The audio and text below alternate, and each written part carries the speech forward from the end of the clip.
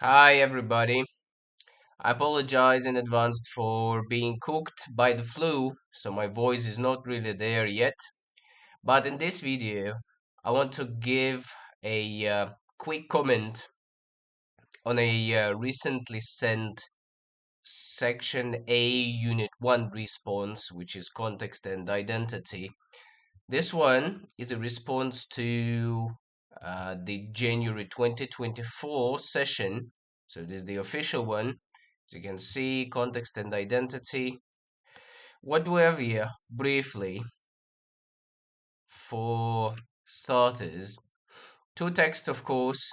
I actually dare saying that this must be one of the easiest pieces ever given to the students, as far as I can feel, because it's pretty straightforward, really understandable, and I think when you understand to some extent what you need to do, it's pretty easy to fulfill within the given period of time.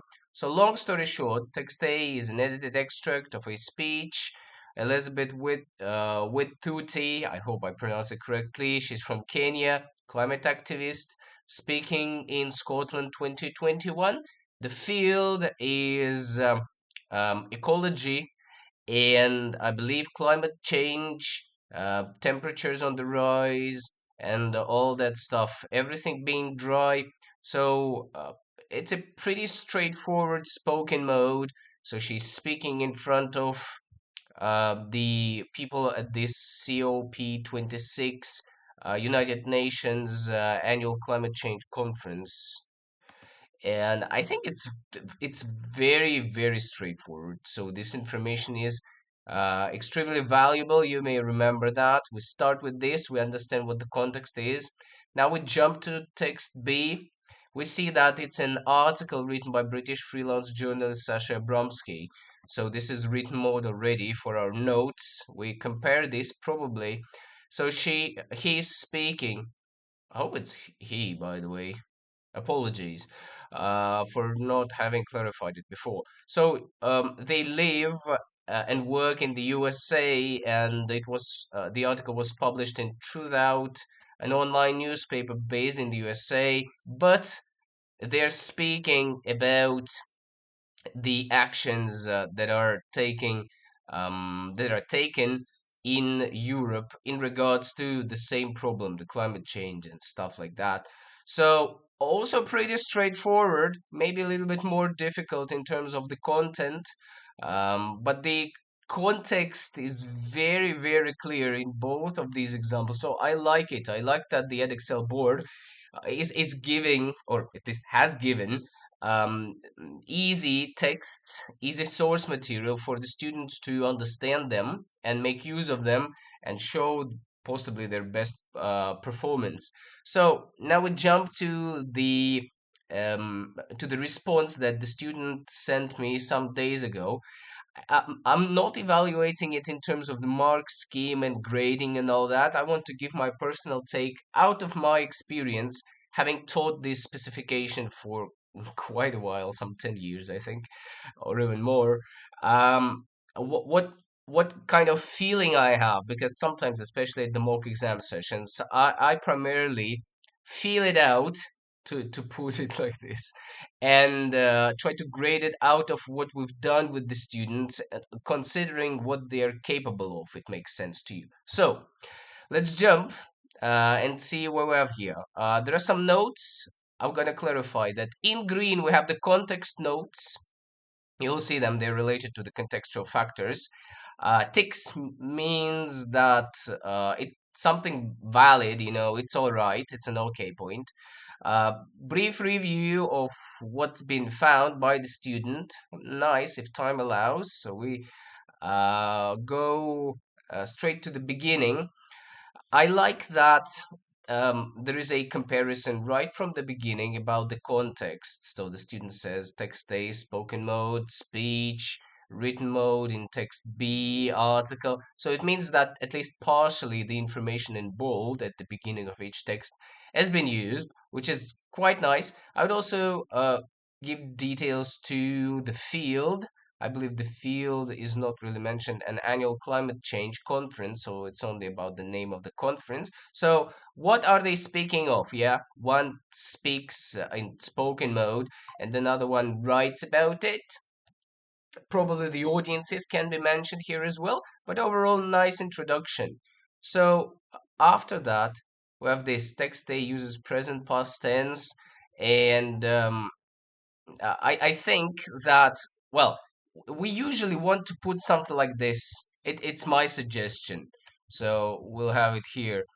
To introduce what kind of language layer you're referring to in this particular paragraph exactly. Paragraphing is a weak point in this one, by the way. So I would say something like in terms of, yeah, we're speaking of.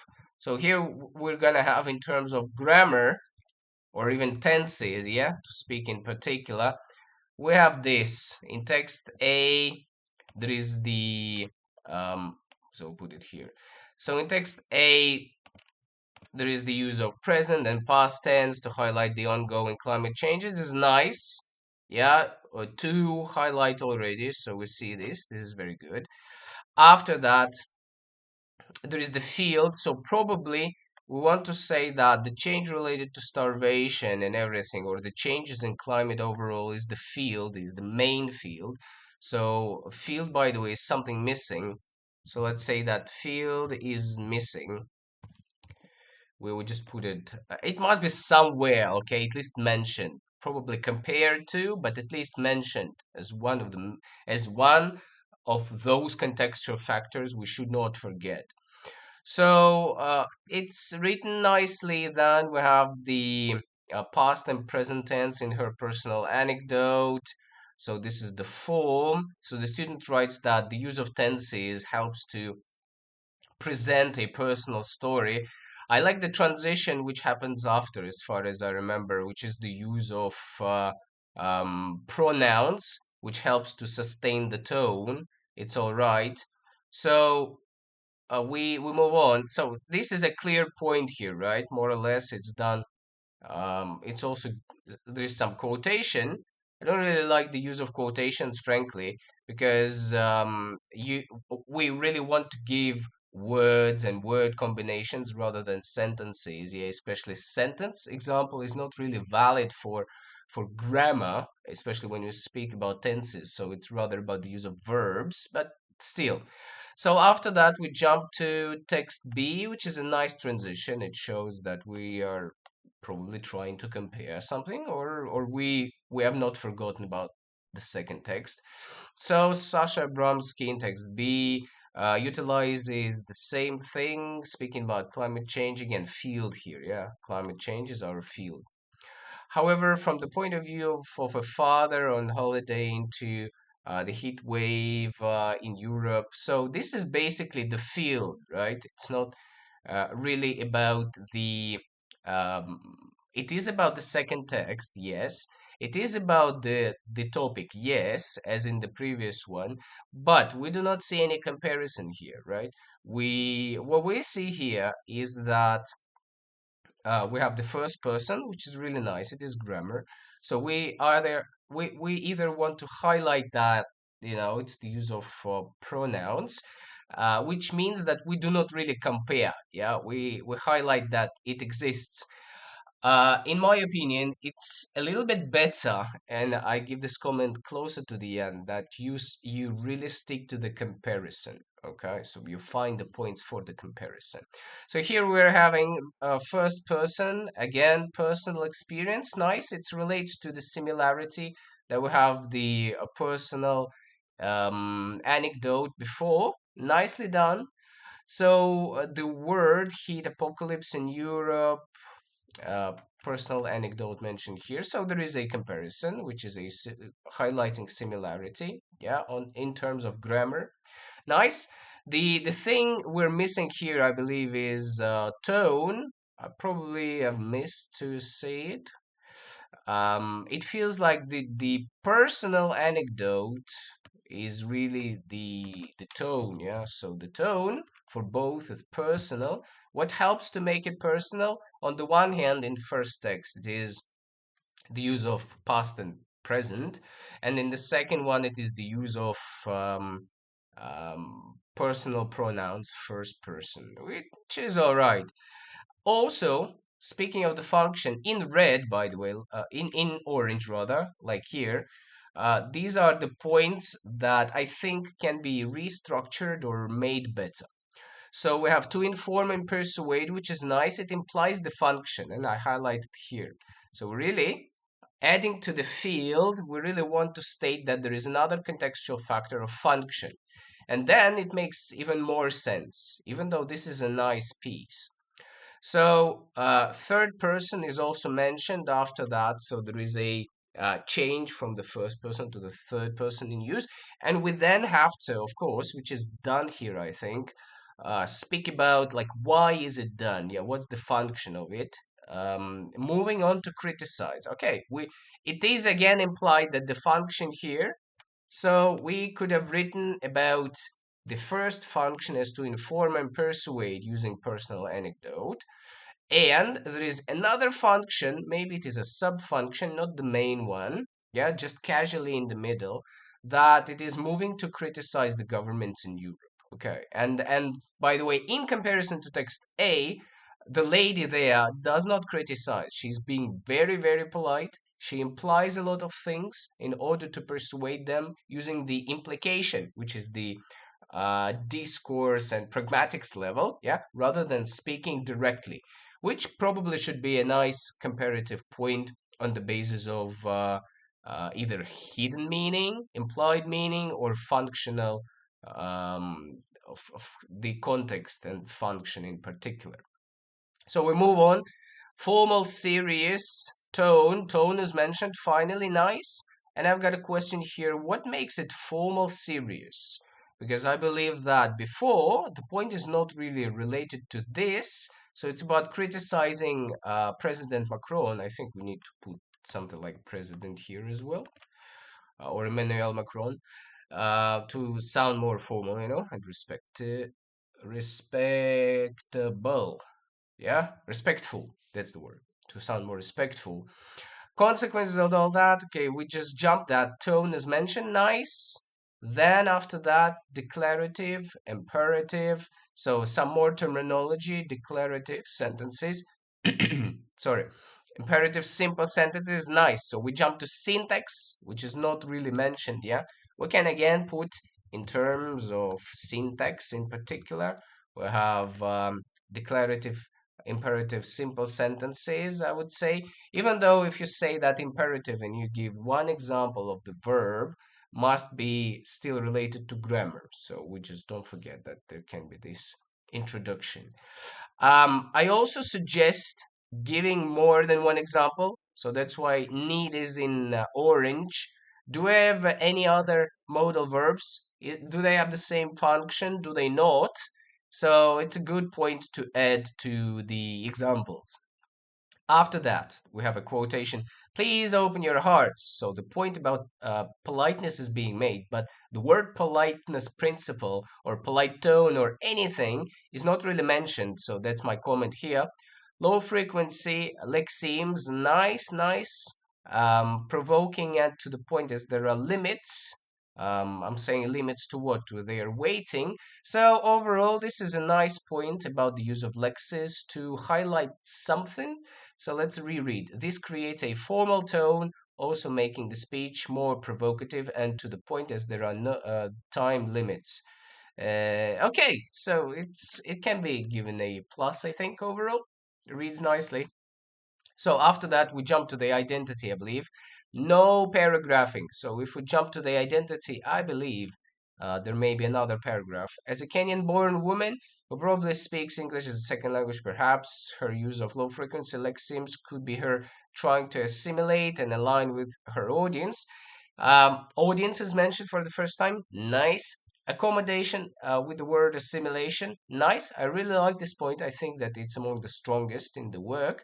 So aligning with the politicians at the UN conference, according to the accommodation theory by Giles mentioned, probably something that suggests, some background, like what did Howard Giles speak of in that suggestion. would be nice, but overall, a good one. As for the Lexis, again, we kind of continue with the Lexis, matured individual as she's youth activist. So it feels like more to be a paragraph about identity ish, like half identity, half language.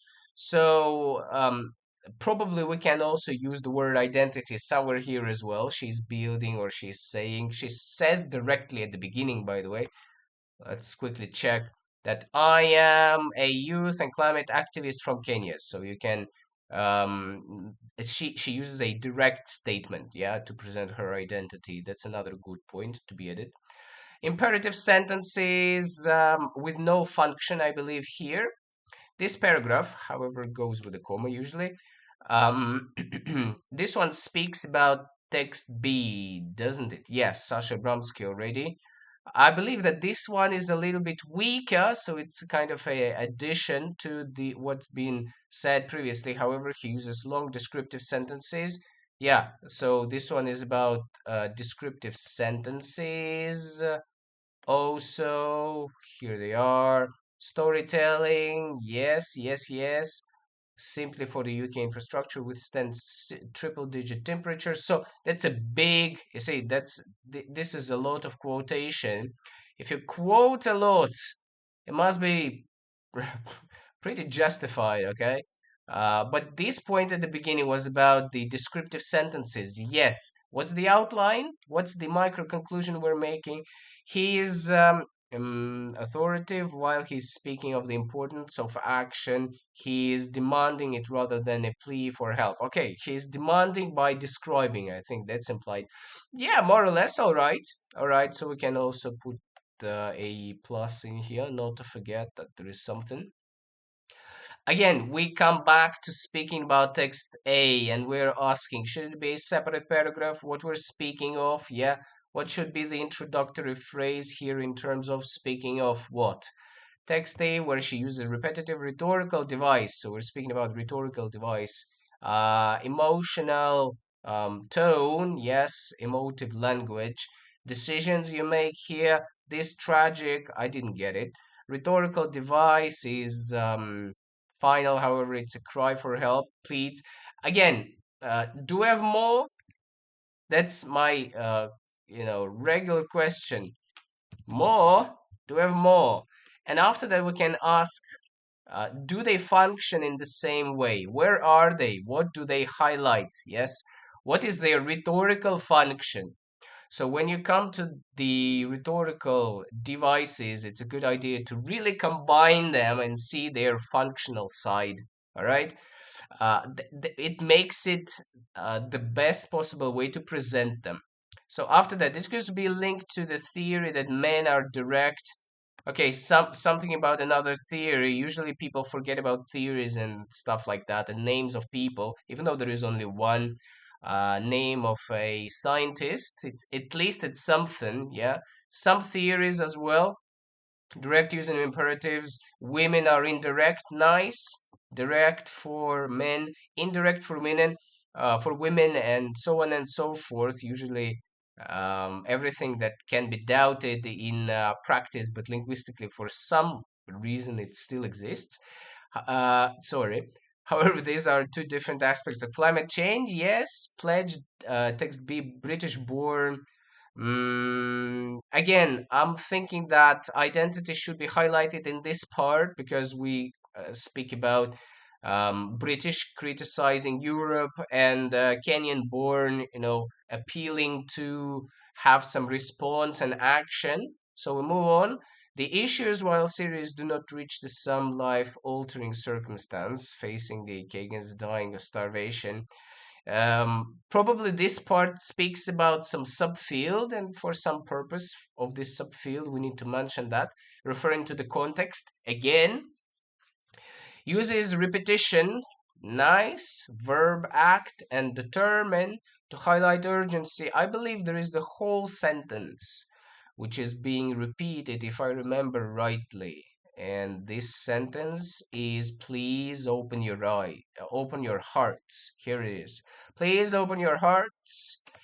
And the student writes that it's act and determine. Maybe it's good example for the repetition, but not as effective if we were putting the sentence repetition throughout the text, which makes it a discourse point. Okay, with the function, with some logic, with the reason. So highlighting how she's a young woman acted, even though it's a nice point, the student writes that she, being a young woman, identity again, has acted. They, politicians, haven't. Nicely done. She uses statistics. Good again. Let's give another tick here. Statistics, facts to sound, proving nutrition for thousands of children. Okay, okay. Implied audience as well. Also, it's a point to her sounding more professional and confident. I like it. So also goes with the comma. Actual audience, so different audiences here. Nice point. Something about them, let's just skip it. It's mentioned and described, nicely done. Even though we may put some language which refers to, the one sitting in front of her directly and the ones listening or reading after the conference has finished. There is nothing about text B, by the way. So if we just take a look, in this middle section, in this on this page, almost the whole page is dedicated to text A. We've kind of forgotten about the comparison here, right? So you see, we really need to pay attention.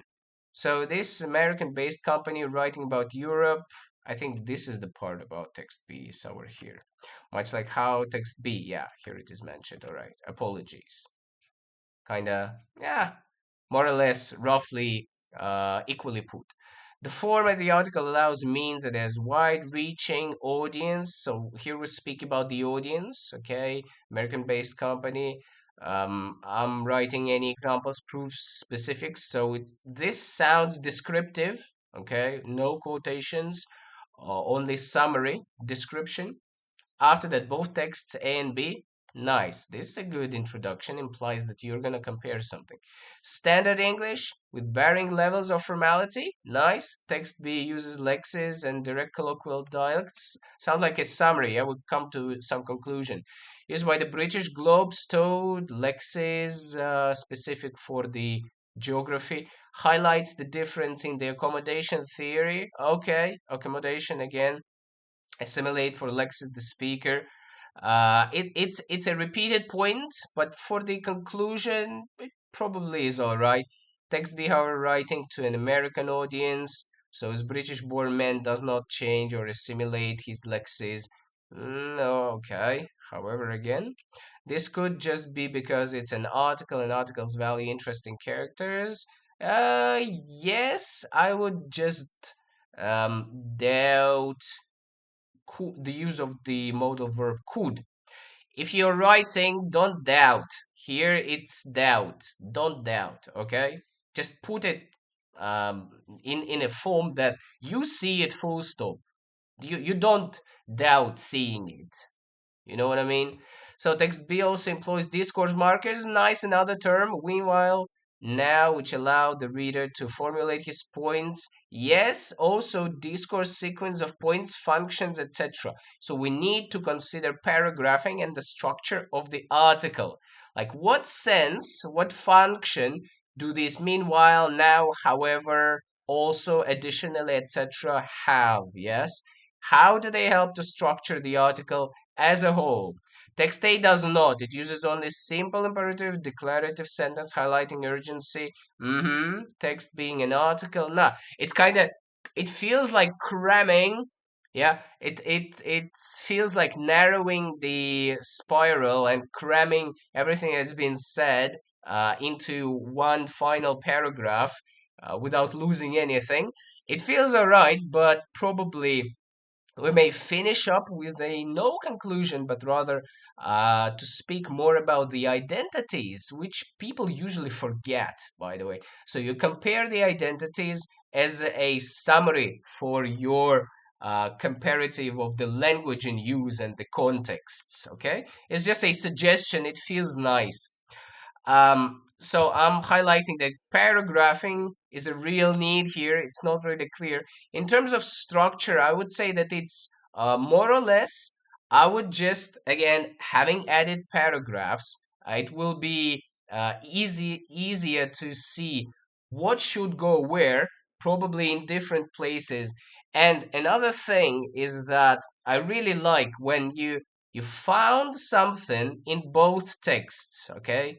A and B, you found the point, and you think about the way how to compare, yeah? How to make a comparison. Say that you found emotive language in text A and text B, and you found the examples, and after that you're thinking, how do I speak about the use of emotive language in both texts with these functions and examples?